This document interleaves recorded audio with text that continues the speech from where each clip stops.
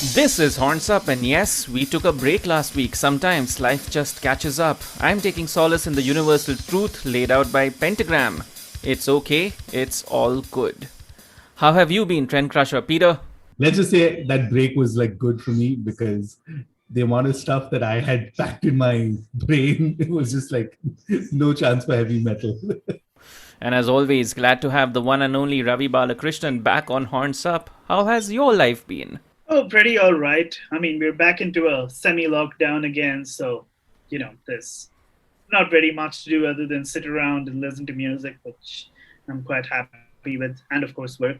So yeah, apart from those two things, I really haven't been up to very much. You're probably one of the few people who's under lockdown right now who's taking it so easy. So I really like that.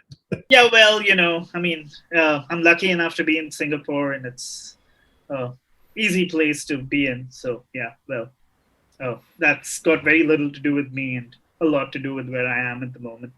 So yeah. Alrighty, so the three of us are here today to ring in the big 3-0 birthday of an album that's, well, not really celebrated much or talked about at all. It's Slave to the Grind by American heavy metal band Skid Row. The album was released on June 11th, 1991, which means we are about 2 months late to the 30 Happy Birthday Wala party. But hey, even though we are digital savvy, we are still pre-2000 kids from India, and that means we're used to catching on to American things at least a couple of months later anyways. Bad excuses and jokes aside, let me begin this chat or celebration with a question. How would you guys categorize Skid Row? Glam, cock rock, stadium rock, hard rock, heavy metal, arena metal, pop metal, traditional American metal, the drug that fuels the life of Sebastian Bach? So, Skid Row is basically, I think, not very consciously a shape-shifting beast of a band. The first album was definitely very much in the commercial hard rock, heavy metal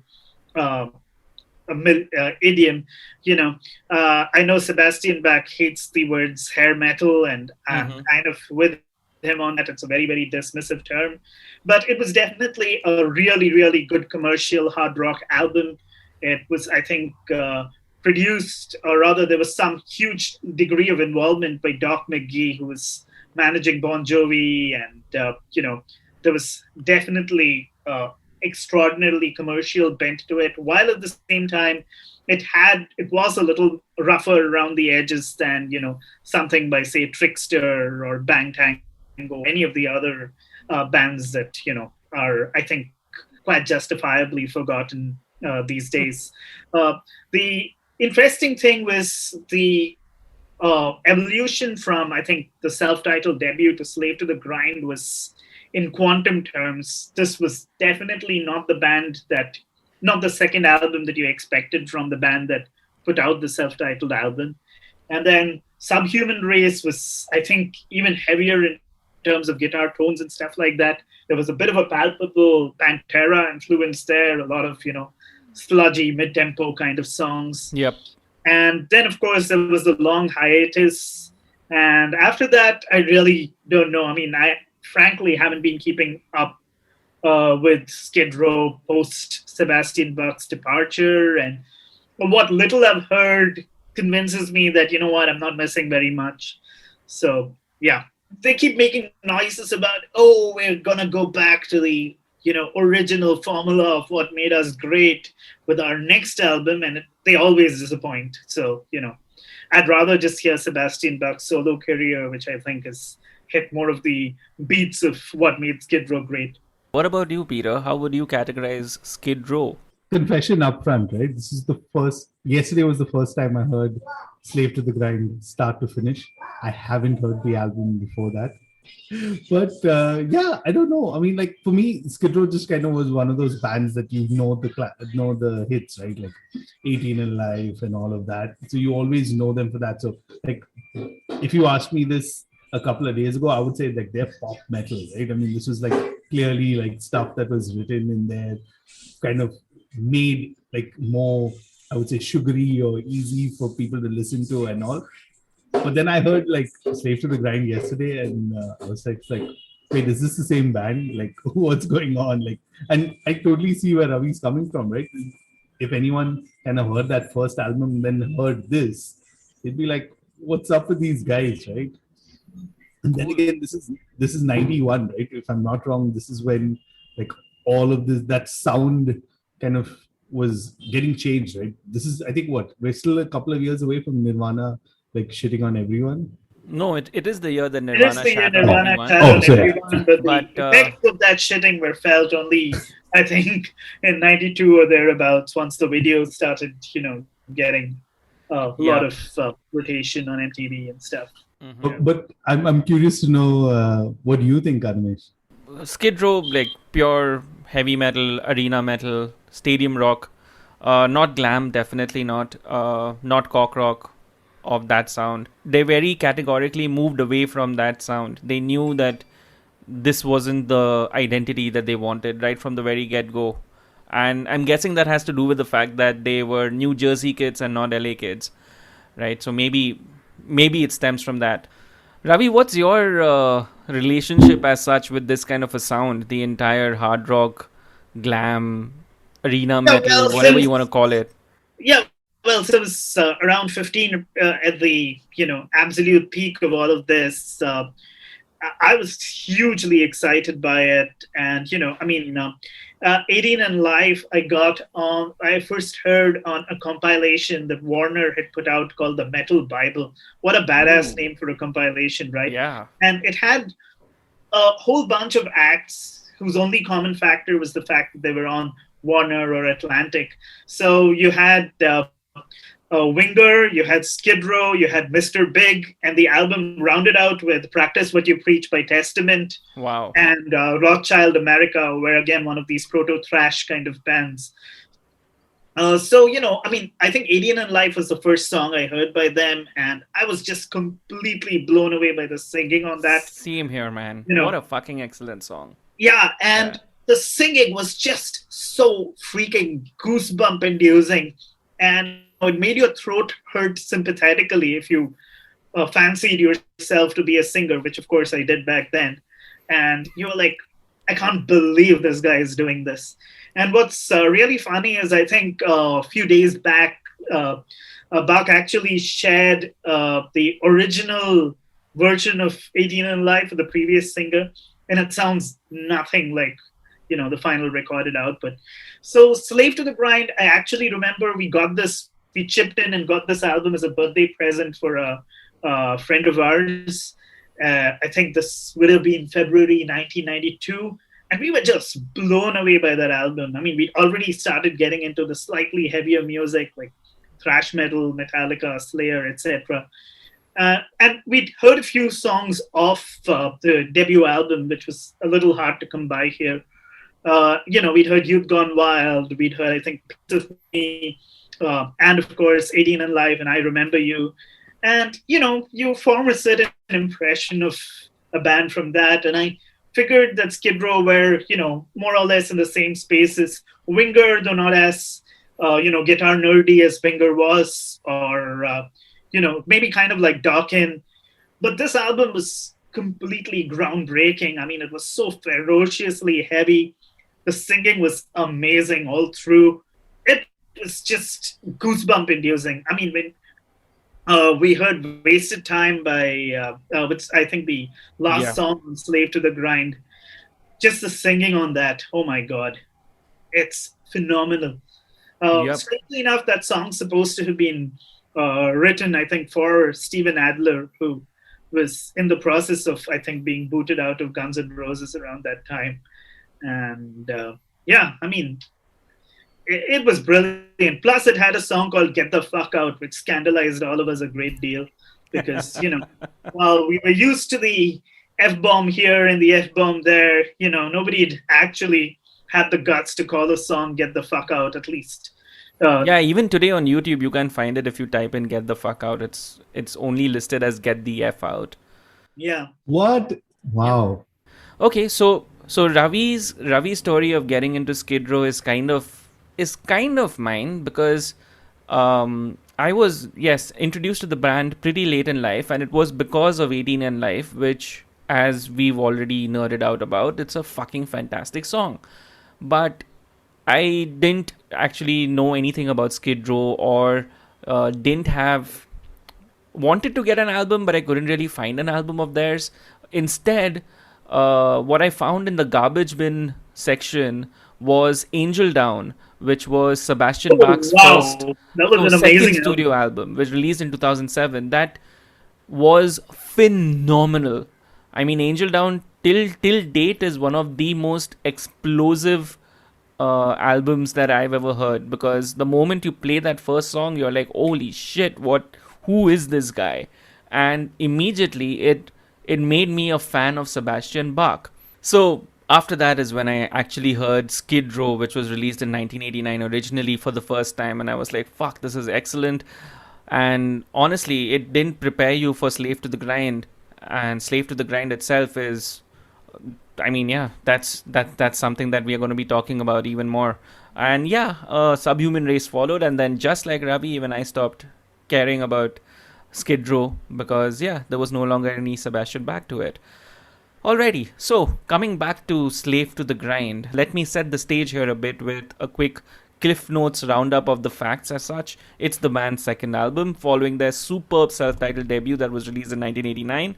Slave to the Grind was released on 11 June 1991. The album features the original lineup, or not the original lineup, the lineup that featured on the debut as well, that has Sebastian Bach on vocals, Dave Snake Sabo and Scotty Hill on guitars, Rachel Bolden on bass, and Rob Afuso, I think that's how you pronounce it, on drums. Now, there are two versions of this album. There's a clean version and there's a dirty version. Both list 12 songs. The difference is song number 6. The clean version has Beggar's Beggar's Day. Day, exactly, while the dirty version replaces it with Get the Fuck Out.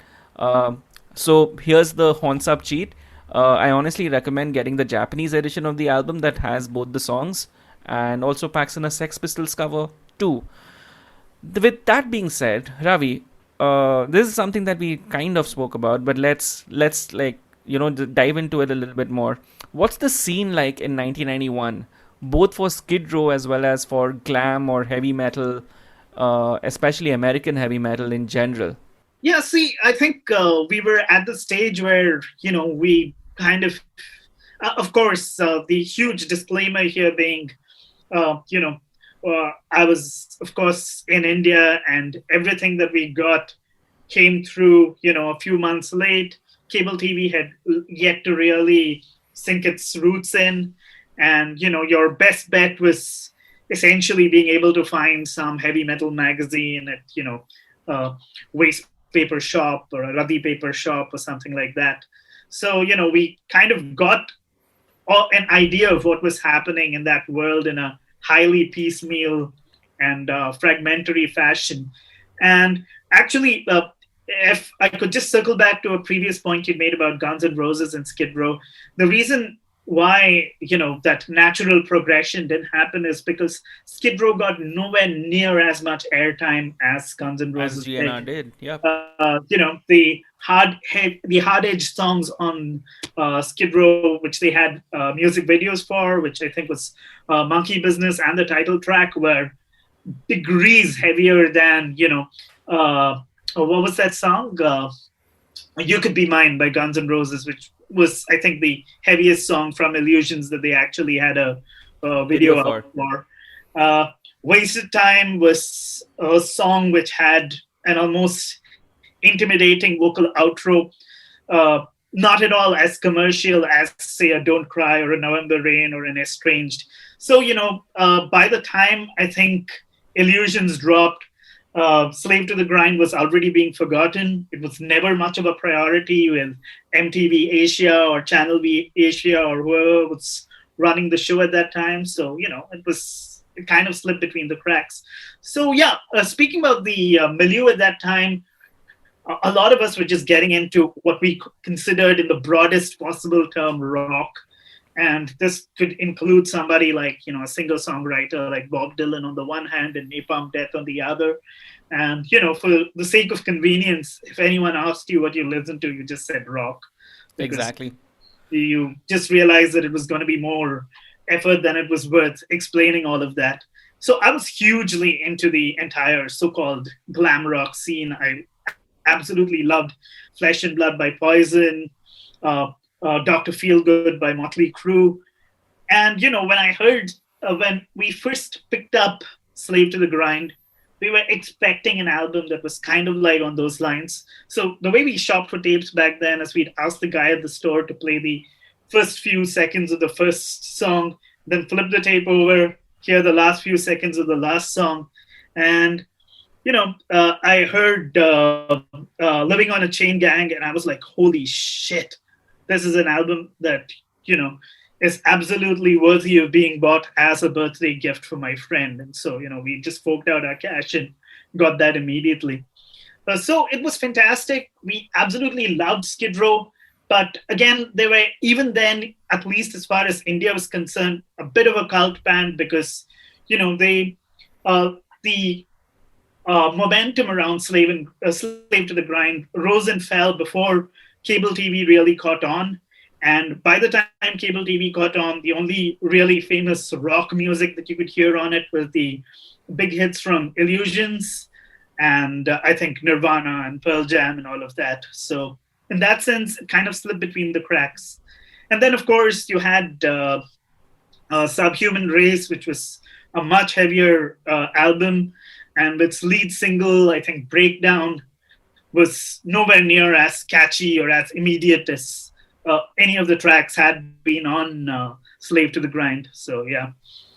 Oh, I'll admit it, I'm a huge fan of this album, and I chose this album to be celebrated or to be talked about on this episode because I think it's one of the most underappreciated slabs of music ever created because it's got a fabulous collection of songs. Almost all the songs are bangers. It's like an album that plays out like a greatest hits. Exactly. Yeah, it's also a very easy album to listen to because it's ridiculously well paced. Almost all the songs have really good hooks, and it's written with a sense of maturity that takes the animalistic and in-your-face nature of glam metal as such and packages it for an audience that's craving some sort of, sophistication or complexity or maturity or just, well, an evolution to that sound, which I think Skid Row managed to do so well together. Peter, this is interesting because you're a first-time listener to this album. What did you make of it? I'm wondering why Ravi and you didn't convince me to listen to this album earlier. But no, I'm telling you, a lot of what you're saying kind of resonates with me because this is the kind of stuff that maybe I would appreciate now. And going back, if I kind of looked at Skid Row and only knew those few songs, I'd be like, it's going to kind of be the same kind of poppy and all of that. But this has a complete different kind of energy and aggression to it.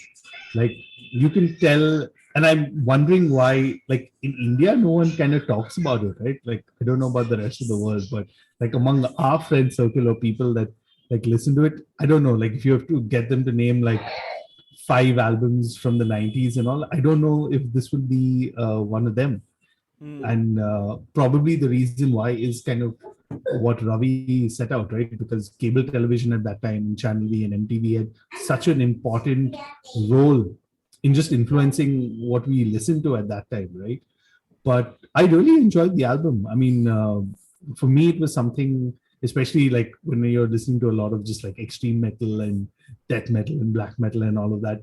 This is kind of comes in the middle, and I just left it on. I've heard it 5-6 times since yesterday, and I really enjoyed it. Now I'm going to hunt down a CD for it, possibly.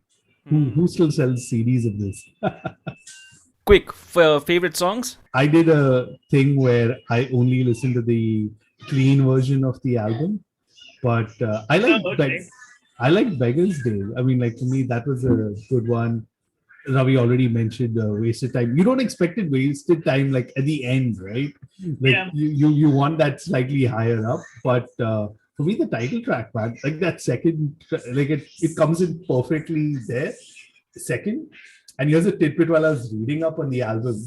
That's the demo that they had. It's not even a re-recorded version. They just left the demo, and I was like, that's such a good decision. Because imagine if we listened to the pristine better recorded version of it, and the band themselves didn't like it. But Yeah. what about you? For me, it's the ballads that really are the stars on this album. Quicksand Jesus and Wasted Times, especially.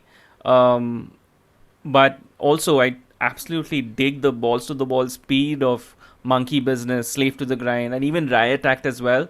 I prefer Get the Fuck Out to Beggar's Day. I think because Get the Fuck Out has this more uh, punkish kind of an energy too, and obviously it gets you to repeatedly shout out "Get the fuck out," which is always a joy. Yeah, but what about you, Ravi? Standout tracks? Oh, I pretty much like the album start to finish. Actually, funnily enough, Animesh, there's three versions of the albums out there that I know of, and I think I got the third version, which was a Korean print of the LP, Oh, which I think Korea was hugely into censoring swear words, so they dropped "Get the Fuck Out." I don't think "Beggar's Day" is on it, and they also dropped "Riot Act" because it's also got a lot of cuss words in it. Uh, I'd say the absolute standout cuts, and I'm like really, this is a really hard kind of choice. Monkey Business, Slave to the Grind, uh, Living on a Chain Gang, certainly, Riot Act, Get the Fuck Out. And on the ballad side, I actually like Quicksand Jesus and, Wasted Time a great deal. On a less fantastic album, In a Darkened Room would have been a highlight, but it's, I think, a little snowed under just by the quality of the other songs that are on that album. hmm. So yeah, so if you notice, a lot of the lyrics on the first album were slightly more sleazy. It was the standard, slightly cock rocky kind of stuff, like I think the Rattlesnake Shake and Sweet Little Sister. It was the kind of stuff that you'd expect from a glam metal sort of band. Whereas even the lyrics had kind of gone into these themes of social decay and, being part of the rat race and wanting out of it, which is what Slave to the Grind is about. And, and I think Monkey Business is about addiction. So there was, I think, Skid Row probably matured 5 years in the 2 years between the debut and Slave to the Grind. Yep. Is it Back who's written all the lyrics here? I'm not 100% Even sure. yeah, even I'm not 100% sure because it's incredibly mature for his age at that time too. Because what Yeah, he I mean, was whoever wrote the lyrics did a bang up job, but exactly. yeah, I'm just trying to see if I can find that out. I think the other interesting thing is just the personality he brings to the delivery of the lyrics, in the sense that, you know, uh, I think this is best seen if you hear the non-sep back version of 18 and Life, which is a fairly okay song, Mm-hmm. but the kind of emotion he brings to the delivery, that's completely off the charts. So maybe uh, I don't know if he wrote these lyrics, but he definitely kind of brought them to life. Sebastian Bach, if you're listening to this episode, please clarify that. I'm pretty sure he will. Yeah, we'll tag him on Twitter Alrighty. or Okay, cool. Instagram. Let's talk legacy, right? Now, this album goes down in history as the first heavy metal album to hit number one on the Billboard 200. And yes, you may say that's because of the Nielsen SoundScan era just coming in, etc., etc. But that's not an ordinary feat. Of course, though, if someone asks you to name the biggest albums released in 1991, Slave to the Grind doesn't really get mentioned at all. That honor goes to Metallica's Metallica, or Use Your Illusion, or even, hell, Atheist's Unquestionable Presence, or Death's Human. If you cast a wider net, there's Nirvana's Nevermind, Pearl Jam's 10, U2's Achtung Baby, Michael Jackson's Dangerous, Massive Attack's Blue Lines, and even RHCP's Blood Sugar Sex Magic. For So here's the question then: was Slave to the Grind just a little too late to the party? Did it just not have the right audience? Or the bigger subjective question is: was it just not good enough? I'd say it was probably slightly late to the party. I mean, if it had kind of hit in 1990, its legacy, at least, I think, would have been a lot stronger. It's just that it was a very, very good album in a year in which there were a lot of very, very good albums, some of which went on to kind of change the musical landscape radically for better or worse. You know, uh, I speak here about Nevermind and 10, of course. So I think it just was bad timing. It slipped between the cracks. But then if you think about it, almost every band that kind of had its heyday in the late 80s had a similar problem. If you think about Extreme, they put out what, in my opinion, is an absolute masterpiece with three sides to every story. I I mean, this is a bit of a controversial experience. I mean, controversial kind of attitude to have, but there were a lot of people who heard three sides to every story and said, "Oh, you know what? This is Extreme trying to do Queen." But Mm-hmm. I like three sides to every story more than I like any Queen, any individual Queen album. I think it's absolutely fantastic. Then you had, I think, Queensryche, slightly different genre, of course, who finally, in my opinion, lived up to their progressive metal tag with Right. Yep. Promised Land. All these really good albums, in my opinion, kind of sank like stones because they just were released in a very, very unpromising musical environment. And, I think the legacy of these bands clouded people's perception of the music to the point where perhaps people who would otherwise have liked these albums never turned on to them because they were uncool or part of something that people had very, very poor opinion of.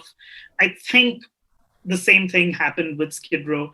I think there was a fairly large gap between Slave to the Grind and Subhuman. Subhuman Race.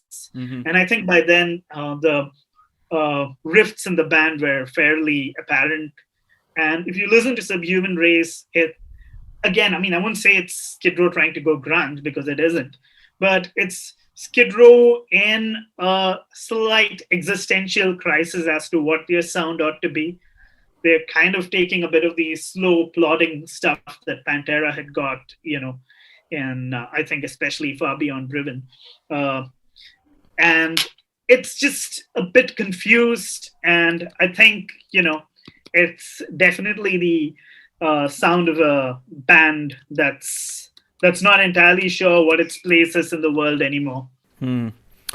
Now, this is the good thing about history, right? It allows you to bring in context because in 1991, of course, I wasn't listening to a lot of heavy metal in those days, but in 1991, that is. But obviously, now with history on hand, I can say that this is definitely the time when the popularity of glam or heavy metal itself is beginning to lose mainstream appeal, sort of, because there's a rise of just alternative and different sounds which are coming in and are coming in rapidly.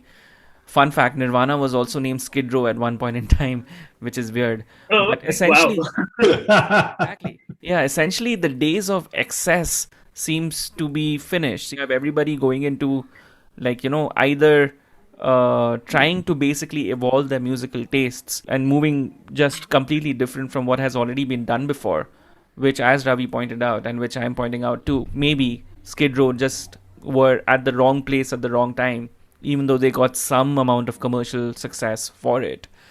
Um, but here's the funny thing: 30 years later, we are still talking about the album, and so are the musicians involved with it. Of course, Sebastian Bach is no longer with Skid Row, but that hasn't stopped him from announcing a Slave to the Grind 30th anniversary tour, where he's promising to play the album in entirety.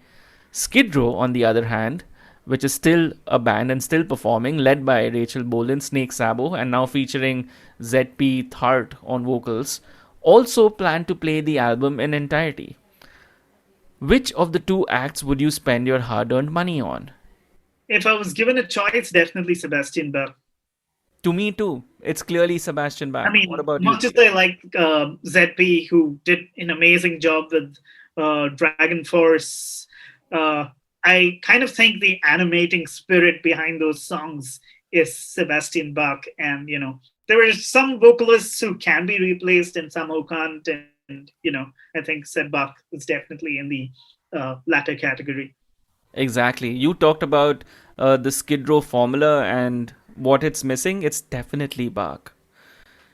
Definitely. This is purely a case of your frontman being the drawing factor for a band. When Motley Crue jettisoned Vince Neil and got John Corabi, and I actually wish they just continued with him because that album was absolutely fantastic. Again, one of those albums that didn't do really as well as I thought it should have, mainly because the legacy had turned to Poison by the time it was released.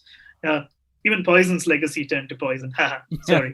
And allow me to just fanboy a little bit more about Bach, but even on Chinese Democracy as well as on Angel Down, when you have Axl Rose coming on to sing along with Bach or on the same song, for me, yeah. Bach is the better singer. That was yeah, but that was again, the amazing thing about Angel Down, right? It was the first time you'd heard Axl Rose singing since the spaghetti incident, not counting the Sympathy for the Devil cover, which was neither here nor there. And yeah, funnily enough, Bach has always been a huge Axl Rose fan. Exactly. I think yeah. Talk about getting these secondhand heavy metal magazines that somehow washed up on Indian shores, and one of them was the Circus magazine issue in which the readers' polls were announced, and Sebastian Bach was judged the best vocalist, and the headline for that story was "I beat Axl, give me a break." Yeah, look how that turned out. Huh? But yeah, I mean, coming back to the question, definitely Bach. I mean, like I've seen a couple of live videos and stuff of his. I think I'd pay, and this is going to sound really, but like I've already seen Motley Crue, so I'm never going to like pay money to see them again. But compared to like bands from that era and all, I think, yeah, and I've already seen GNR a couple of times. No, once, sorry. So I'd spend my money watching Bach. Okay, here's my final thought about Skid Row, actually, or about this particular album and its predecessor, Skid Row itself. I think it's one of the best 1-2 punches which comes from a band. And here's the thing, right? For people who are into metal music, I think Skid Row is similar or can be positioned as the Alice in Chains of this particular sound, because Alice in Chains is not grunge. They are more heavy metal than grunge, but not heavy metal enough. Oh, the other really interesting thing is Skid Row's now kind of like, possibly a cult band, which seems ridiculous for a band that, topped the Billboard charts. But exactly. I think, like the first time I met Bipror from Albatross, he came up to me and he was like, "Hey, I sing in a band." And I'm like, "Oh, cool. What do you sing?" And he was like, "Yeah, I can sing stuff like Skid Row." And I looked at him and I thought, okay, this guy's either the best vocalist on the scene or the biggest bullshitter on the scene. It turned out to be the best vocalist on the scene, but, so basically Skid Row, Sebastian Bach, the singing on Slave to the Grind, kind of became a benchmark for a certain sort of heavy metal vocal performance. The stuff that was not really shriek dependent, like, say, a Rob Halford, that was not, theatrical like Dickinson, but which somehow combined all of these elements and fused them into something completely unique, something completely aggressive, and at the same time, something that was capable of conveying a great sense of great depth of emotion and pathos, like on something like Wasted Time. That's where we leave you with today. If you've heard the album before, go ahead and and listen to it once again. And if you've never heard of the album, well, I think this episode should convince you to, because yes, you are missing out on quite a lot. We're calling it a wrap on this episode of Horns Up. We'll be spending August celebrating some more albums that either mark 30 years old or 40 years old or even 50 years old of sorts. As always, talk to us. We are at hornsupod.com and on Twitter at hornsupod. I'm at Asmawani. I'm at Trend Crusher. Ravi, you still not want to give out your social media IDs, or is that boat finally? You need to Google Ravi. Take that extra step. Come on. What's it gonna be? Nothing. I'm at home. That's it. This was Horns Up. Horns up, guys. Horns up.